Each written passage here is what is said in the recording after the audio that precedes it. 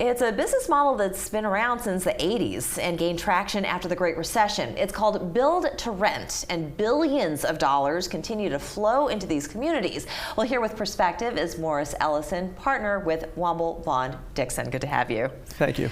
All right, so first of all, what is Build-to-Rent? Build-to-rent is the terminology that's used in the marketplace now for what looks like a single-family home which people want to own, but it's really being built by the builder in order to rent them. And usually it is done in tracts of 100 to 250 homes. Looks like a subdivision that people own, but it's all rentals. It's all rentals. It's all rentals. Which I think fits for a lot of people. You know, I think those who don't want that apartment dwelling, they want something where they can spread out a little bit, maybe have a yard, but isn't the goal to own? That is the American dream. Right. And it hasn't gone away. Okay. But if you look at the statistics, it's harder to obtain. And that's what's encouraging the build-to-rent phenomenon, which, like you said, it's been around a while, but it's really taken off after the Great Recession. Yeah, and why is that? Is that just because people were skittish about owning after what happened with the subprime mortgages? Not really. I think it's more a question of economics, that the differential between rentals and mortgage payments has increased tremendously, particularly in the last year. But also, if you're getting into the home market, getting that down payment can be pretty tough. Yeah. And it's important to get it because if you can possibly avoid having to pay mortgage insurance, you want to do that. Yeah, and I think, though, what we need to also remember is that we're living in a time where home prices, especially here in Charleston, if we were to just take our market, home prices are still very, very high.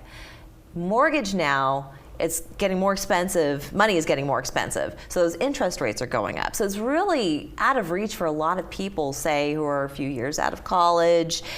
They need to rent still. They're still paying off student loans. They don't have that 20% down for a house. It's absolutely a marketplace where renting is important for people, especially when they're right out of college or entering the workforce. But it's tough to own that home with the need to pay that down payment. And if you look at what's happened, for instance, with the mortgage rates, and the number that I've seen most recently, which doesn't reflect the last increase by the Federal Reserve, mortgage interest rates had almost doubled in the last year. So that the median mortgage payment for principal and interest in the country has gone up from $1,200 a month to almost $1,900 a month. Yeah, that's hard. It certainly is. That's hard. But if you look at what's happened with rentals, rentals have gone from $1,200 a month to about $1,300 a month. So if you want to put that in percentage terms, that's an increase in the cost of a mortgage of nearly 60% and an increase in the cost of rent of 10%. So even though people want to fulfill that American dream and own that house, it's hard to do it. Typically amenities, you know, with an apartment you've got maybe a pool, maybe a walking path, or you know, there's certain things that those complexes come with. What are some of the typical amenities that these communities, these build-to-rent communities offer? Well, most of these build-to-rent communities are in subdivisions. And so you'll see a pool, but what you'll also see as the build-to-rent developers want to encourage young people to go in there is you'll see high-speed internet. You will see other amenities, but one of the things such as that, and they're designed to appeal to young people who are looking for that sort of thing. But if you're a person looking to rent in a community like that, you need to look at the lease to see whether it includes the high-speed internet, whether it includes access to the amenities, or whether there are separate fees over and above the rent.